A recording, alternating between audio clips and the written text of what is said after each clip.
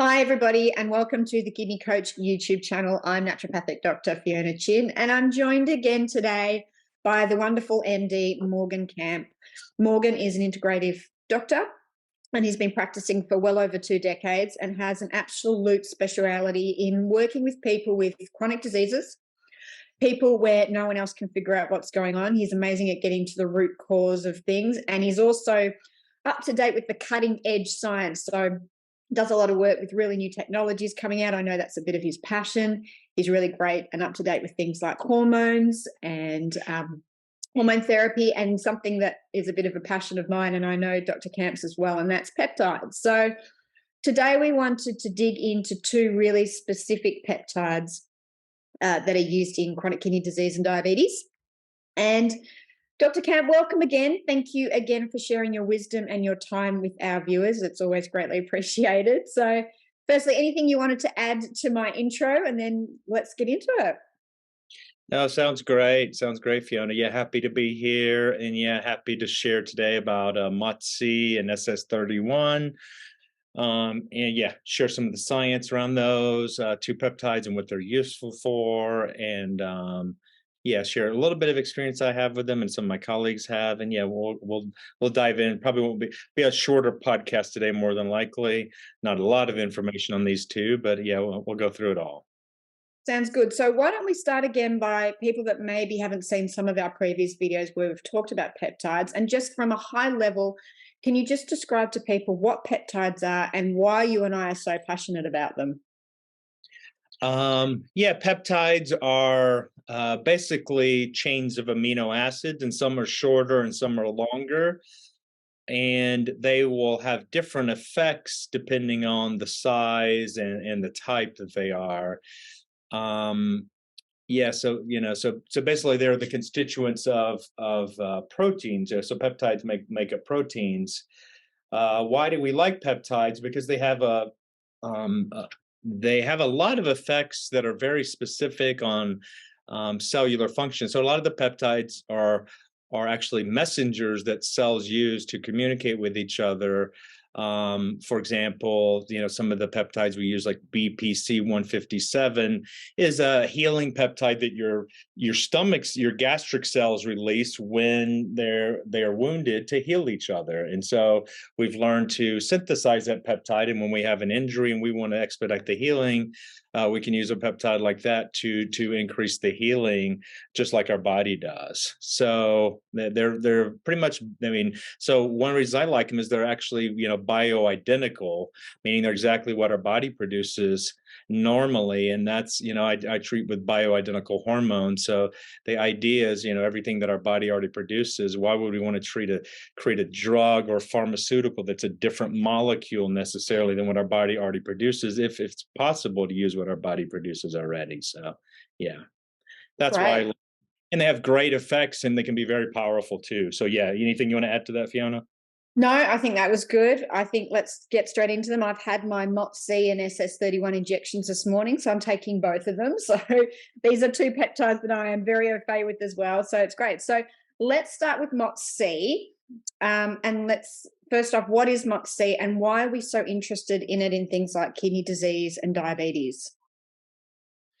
Right. So MOTS-C is a mitochondrial-derived peptide, meaning it's created in the mitochondria. It does go outside the mitochondria and works on other cells.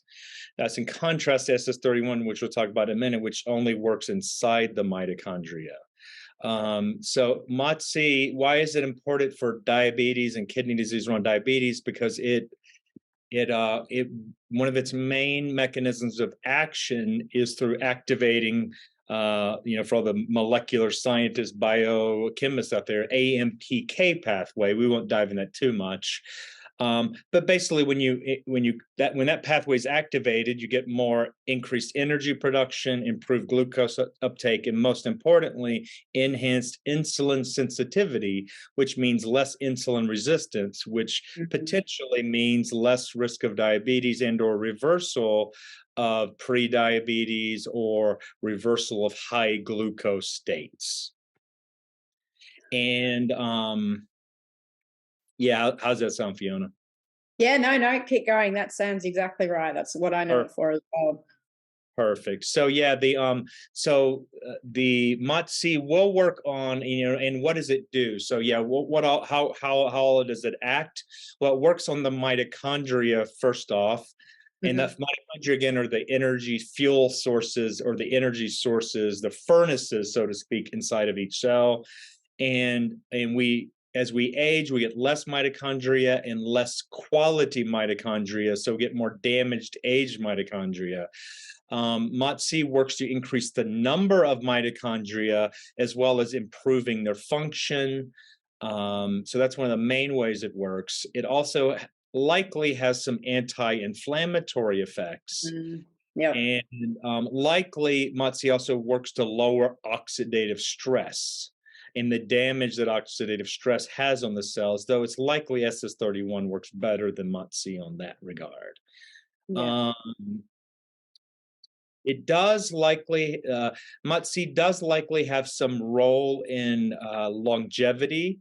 There is some speculation that perhaps certain people, like those in Japan, might have higher amount of MOTS-C as they age. And we know that MOTS-C declines with aging, and it declines with chronic illness and chronic diseases. Yeah, Uh, especially with kidney disease and those sort of Alzheimer's and those sort of things, right? That's what I know. I think that's what yep. I've seen. Yep, absolutely. And as it declines, your exercise tolerance declines. So MOTS-C, another important way to think of it, it's scientists consider it to be an exercise mimetic, meaning it's the actions of it mimic all the benefits of exercise. So yeah, so as you take it, so they have studies where they've given it to elderly rats, and the elderly rats were then able to perform exercise better than middle-aged rats, which is unusual. If for example, if you exercise 80-year-old humans versus 50-year-old humans, you'd be pretty shocked if the 80-year-olds were to win the race Yeah. most of the time. So if they were, as long as they were the same weight and they had the same, they weren't handicapped in other ways, of course. But so those are that's how MOTS-C is working in some of the studies around it. Yeah, I'll dive in a little bit more here. So, yeah, how can it help in kidney disease? So, Mm. one And what important, have you seen? yeah. So, I think the most important aspect around kidney disease, or for MOTS-C, would be its role in insulin resistant, in lowering insulin resistance and raising insulin sensitivity. So, I would think that those with diabetic kidney disease and or complications of diabetes directly would be the most who would benefit from MOTS-C for their kidney disease. Mhm. Uh, and again, because MOTS-C, just to reiterate, because repetition is good for remembering, MOTS-C improves insulin sensitivity. So that's what it does. SS-31 doesn't do that. So it improves insulin sensitivity and likely lowers weight also. So we know in rats, when you give rats what they call a high fat diet, which isn't like a keto diet, it's more like a junk food diet. So let's just say Yeah. you give a junk food diet and you give them MOTS-C and you compare them to rats eating a normal diet. Hopefully that's not a health, we call it a healthy diet. Yeah. um, Rats stay the same weight despite these other rats gorging on junk food all the time. So it seems to block the weight gain of eating bad food. Yeah. Yeah. And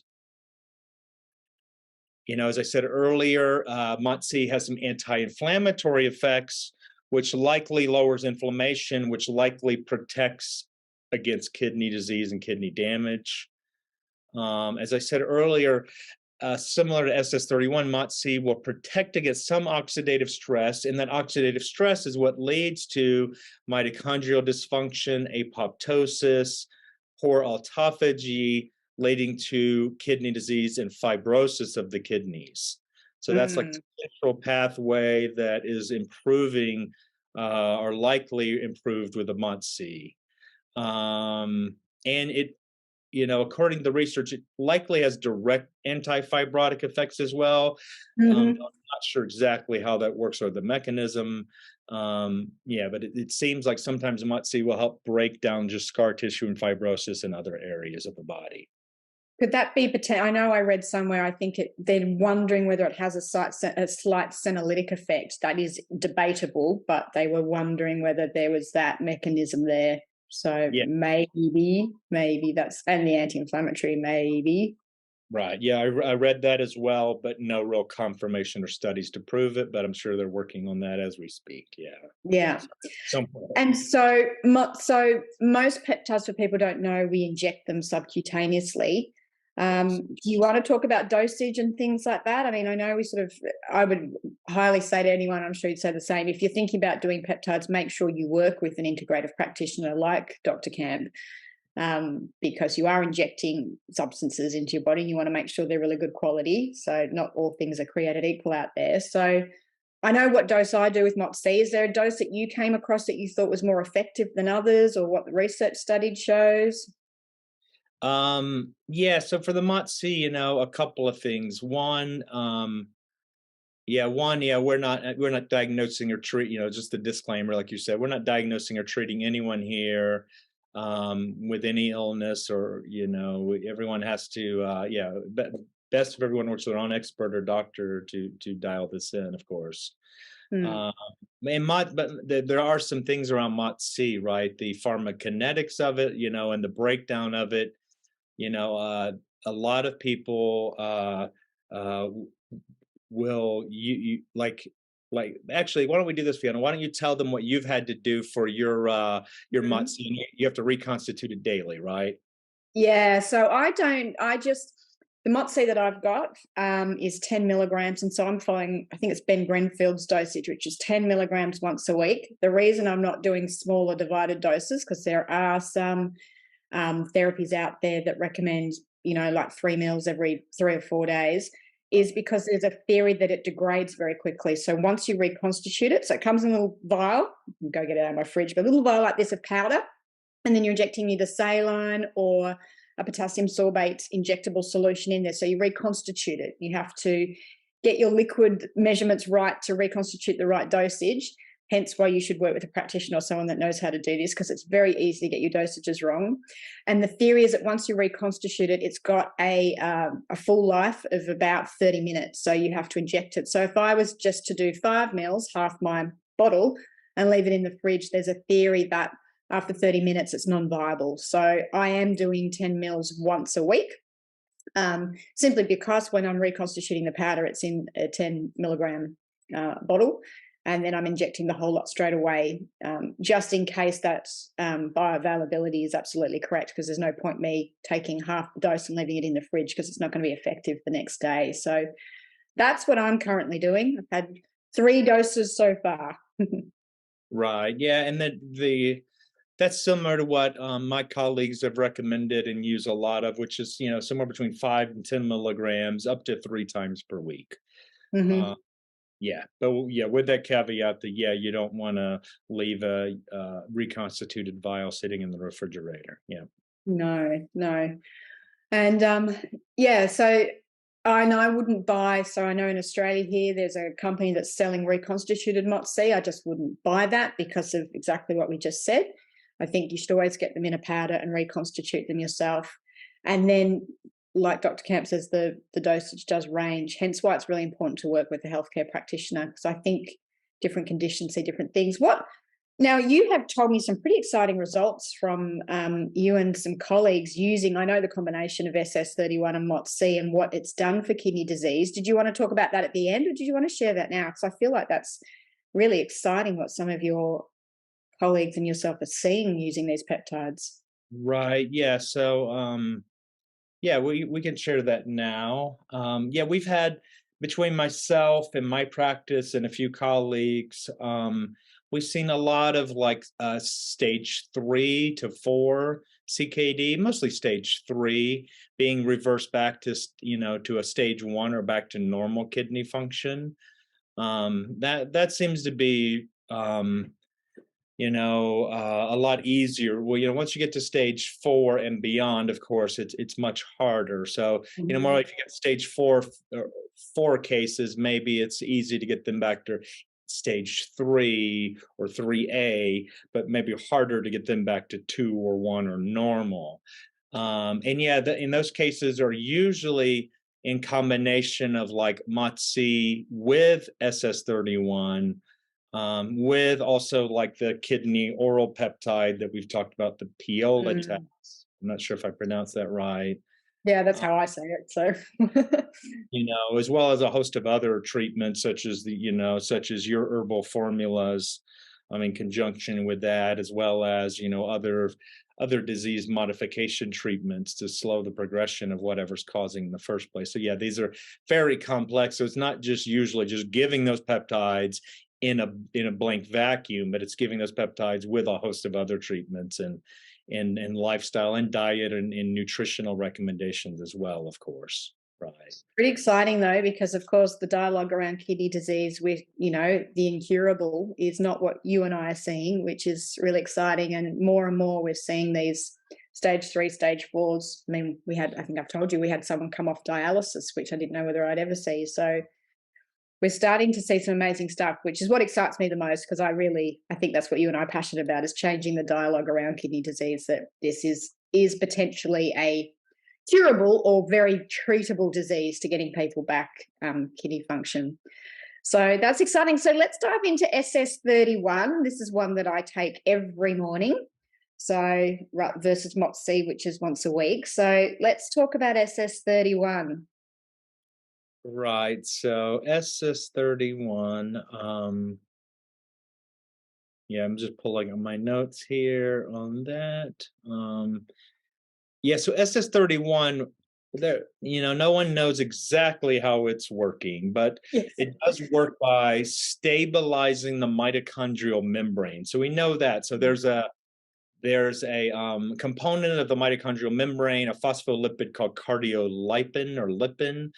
And as cardiolipin degrades and is oxidized, then the mitochondria increase in damage. So basically, anything you do to make the cardiolipin or cardiolipin more stable will lead to better mitochondrial health and mitochondrial stability, it seems like in the research. Mm. So what SS-31 is doing is stabilizing that mitochondrial membrane. And these are the inner mitochondrial membrane, where a lot of the where the electron transport system is happening. Basically, it's where oxygen and electrons are exchanged and ATP are produced. So it's where the final stages of energy production in the cells are taking place. And when you give SS-31, it goes to those areas that have damage or are weak and Mm. and activates them. It doesn't. So normal mitochondria are not affected by SS-31. It does also go into the blood-brain barrier, into the brain, and therefore might have increased protection against neurological illness like cognitive decline and Alzheimer's, etc. And there's a lot of ongoing studies around this and a lot more to come, of course. Yeah. The main way it seems that SS-31 is working is through protecting against reactive oxygen species. So when that cardiolipin is stabilized, then there's a lot less what's called peroxidation and other types of oxidative stress that damage the mitochondria, decreasing the number of mitochondria and causing that damaging cascade that ends up with fibrosis in kidneys especially. Mm. So in addition, SS-31 does also, like MOTS-C, have anti-inflammatory effects. And it also, again, improves mitochondrial function. So it does increase ATP. It does increase energy production. So a lot of people, when they take either SS-31 and MOTS-C, they often will feel an increase in energy. Yeah, I certainly have. Yeah, and a lot of people notice that. What else here do I have on SS-31? Did you see the podocyte death? I think that's how it works in diabetic kidney disease, Yeah, right? It yeah, stops. yeah, exactly. You're right. Where do I have those notes over here?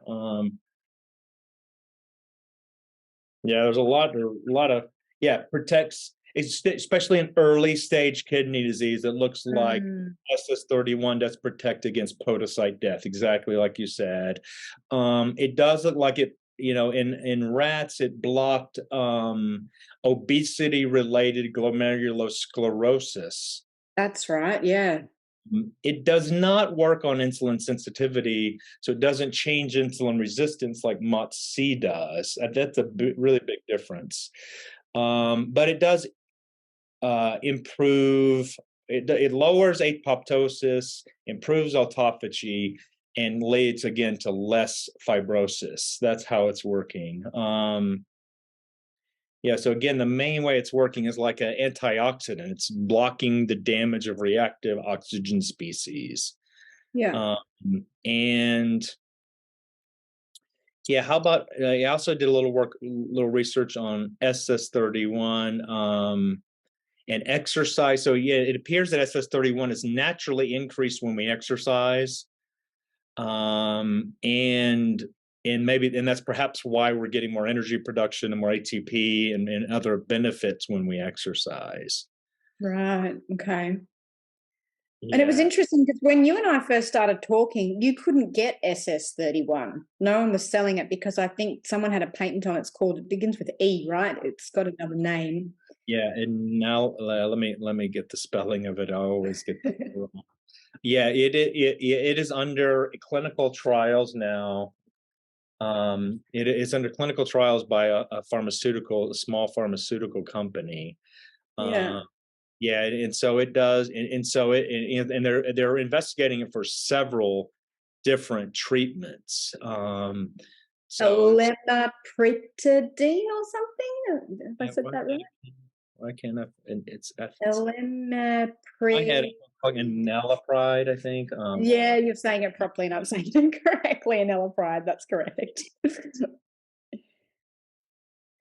Interestingly, though, it wasn't available, and now suddenly quite a few of our regular peptide companies that didn't used to carry it are carrying it again. So I wonder whether that's come off whatever yeah, restrictions. yeah. I think you were right. I was mispronounced. It's ELAMIPRETID, lemapretide. I think you have. Yes, yeah, that's what it's Yeah. been drug name for it, right? Right, or Bendavia, it's called. So, Right. yeah, so there, it is under patent, and there are companies researching it now for FDA approval. And I do think it would be very useful if it gets FDA approved, and more people can benefit from it, of course. Mm. And maybe they'll have more research and studies on it that we could then use to our advantage. So, and it's already quite expensive. So hopefully the FDA approval wouldn't make it more expensive. Yeah, exactly. And what sort of dosage have you and your colleagues been using with kidney disease? Because the Um, dosage range is very varied from all the research I've come across. yeah, I think somewhere between like 4 to 8 milligrams per day, something like that, of Mhm. SS-31. Yeah, I think that's the range I've been using. Yeah. Yeah, And that's what I'm using too. yeah, and with both of those, you want to use them earlier in the day. Otherwise, they are quite stimulating and can keep you awake for sure. That's a Uh, really good point. and I find, yeah, when I've taken SS-31, taking it before exercise is quite nice because then you notice the improved ATP production while you're exercising. Allows you. It seems like it definitely allows more exercise capacity. That's what I've noticed.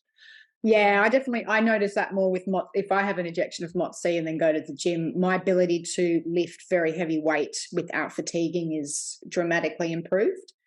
Um, Yeah, and SS-31. And I find here's an interesting thing too, because I'm very lean, right? So people are like, why are you taking anti-obesity? Because they're on the thing, they say anti-obesity medications because they're used for that. But I have found taking both of them, I've put on weight. And I suspect that's because my pancreas and blood sugar is actually working correctly. So I feel like it's got a bit of an amphoteric effect, where if you're underweight and sort of that diabetic weight loss kind of person like me, it's improved my ability to obviously shuttle blood glucose inside cells. And so I'm using it more effectively so I can put on a bit of weight versus people who need to lose it. So yeah, and my weight came on in muscle, I suspect. But yeah, I have put on maybe 1 or 2 kilos in the 2 weeks that I've been using it, which is what I wanted, which has been great. So, but I found that super interesting. So Yeah, no, that's interesting. I read studies that I think they are looking at MOTS-C to prevent muscle atrophy Okay. with certain cases. So that makes sense. Yeah, and there must be some correlation between the two. I've tried to find that in research, but it seems like there's a lot of overlap between the two. And my mind goes to, I wonder if, if taking one is helping you make more of the other. Yeah. Possibly there might be Yeah. some overlap between the two. Yeah, that's just one of the things I've been curious about because yeah, because we've been using both of these with a lot of cases, but it's also maybe possible that you might get a lot of benefit with just one or the other. So if you can only afford one or the other, or you only get access to one or the other, you still likely would get plenty of benefit. Do you think there's one more beneficial than the other? MOTS-C or SS-31, or not Well, sure? I've been using the SS-31 more in my with personally and in my practice. I think the big difference is that if you need to lose weight or have more insulin resistance, then the MOTS-C would be the better choice, or a That makes, combination of the two. Yeah. yeah. Yeah, and of course, I'm using it more in neurodegenerative diseases, which SS-31 seems to be more Yeah. specific for. They've been using that potentially in Parkinson's and traumatic brain injury as well, I think. So, um, Exactly. Yeah, yeah. exactly. And that Okay, so anything else you want to add about? Sorry, I interrupted you. Anything you wanted to add about SS-31 or MOTS-C? I think that's it. Let me look through my notes here, see if there's anything else. Yeah, we can just summarize the difference between the two. Yeah. Uh, so SS-31 again is in the mitochondria where it works. It only works in unhealthy mitochondria, so to speak. Mm. So the thought is it doesn't have a lot of side effects because it doesn't have any effects on the healthy cells, only on the damaged ones. And MOTS-C is produced in the mitochondria, but goes out and works on other cells and other tissues, especially skeletal muscle.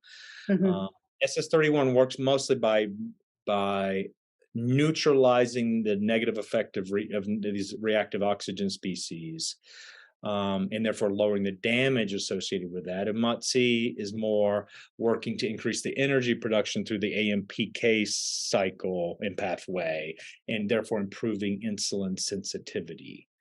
And as you just said, SS-31, because it goes through the blood-brain barrier and for other reasons, has likely broader effects on neurodegenerative diseases as well. Yeah. Uh, yeah, so And you mentioned something interesting there, and I think that's important to say, is both of them have in trials very little side effects, which is, I mean, I think that's the case for almost all peptides is, as you mentioned right at the beginning, they're a natural clearing substance that our body produces anyway. And what we're doing is just increasing the body's hitting the cells with these peptides that are in the body anyway. So, yeah, from what I've seen in all the research, for most peptides is they have very few side effects. If anything, it's more just at site where you're injecting it, you can get sometimes a bit of a rash or a bit of pain at injection site, which we'd expect for some people. So, yeah, exactly. Yeah, that was and at the SS-31 clinical trials. Yeah, I think headache was another one, but other than headache, I think the only real side effect was at injection sites. Yeah. yeah. Yeah, which is really exciting because when we're looking at things that can really change the way your insulin's functioning and things like that without these big side effects that maybe something like metformin or something has, yeah, it is. It's really exciting. And again, as you mentioned right at the beginning, peptides are a natural occurring substance in the body. So we're just giving the body maybe something that it's maybe taxed or not producing enough of. And the other great thing about peptides that we've mentioned in previous podcasts is you don't stay on them forever. So MOTS-C you might do once a week for 6 weeks and then stop. And SS-31, I think it's around 4 weeks and then you stop. So they're not, because they upregulate the body to produce more of its own. It's not something you have to take forever, which I think is something worth reiterating about peptides is they're not a forever thing. You cycle on and off them. So, which I also like because it means you don't have to stay on them forever. So, Yeah, exactly. Yeah, but yeah, with all the treatments that are making increase in mitochondrial quality and quantity, it seems like if they do their job correctly and you make the changes that you need to and do everything you need to, then when you have normal or healthy mitochondrial function and number, you're not going to need anything because your furnaces are going to be on full blast working well. So it's Yeah. Yeah, I think that's one of my favorite things about peptides is the not the need to take them forever. yeah. Is there anything else you want to add about peptides and MOTS-C and SS-31, Dr. Camp? No, I think that's it. Yep, I think that's it, Fiona. It's been super easy, Yeah. straight. Yeah, so two very exciting peptides that have potentially very specific function and use in kidney disease. I think it's SS-31 has more research in particularly kidney disease and diabetic nephropathy and things like that and how that works. So, and yeah, as you mentioned, always using it in conjunction with, and these things are never a silver bullet. You need to change your diet and do all of those other sort of things as you mentioned. I think that's important for people to understand that, when we're looking at improving our overall health, vitality, and well-being, drinking enough water, getting enough sleep, getting enough sunshine, those fundamentals, have to come first, and dietary changes. And then you can add things like SS-31 and MOTS-C and things like that. So um, there never is one thing that will fix everything, much to people's dismay. You actually have to make some lifestyle changes as well. So always very important to reiterate that. So if people want to get in contact with Dr. Camp because they want to talk peptides and things like that, you can head across to his website. I'll put the link in the show notes below. And if I know how busy he is if he can't see you, then I know he's got a network of practitioners that might be able to help.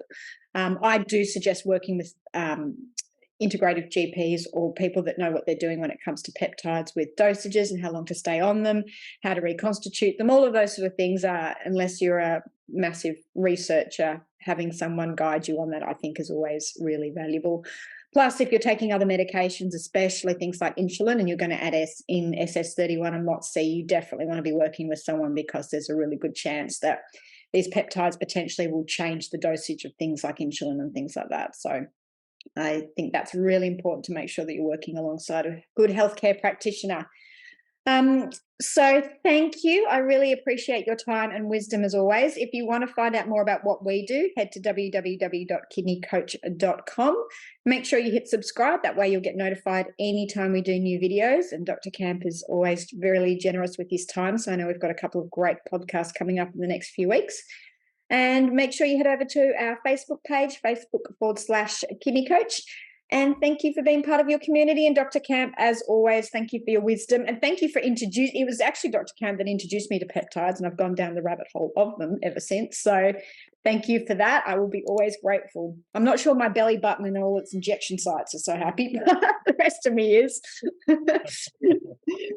All right. Thank you so much for being part of our community. We look forward to seeing you next time. And again, Dr. Camp, thank you always for your time.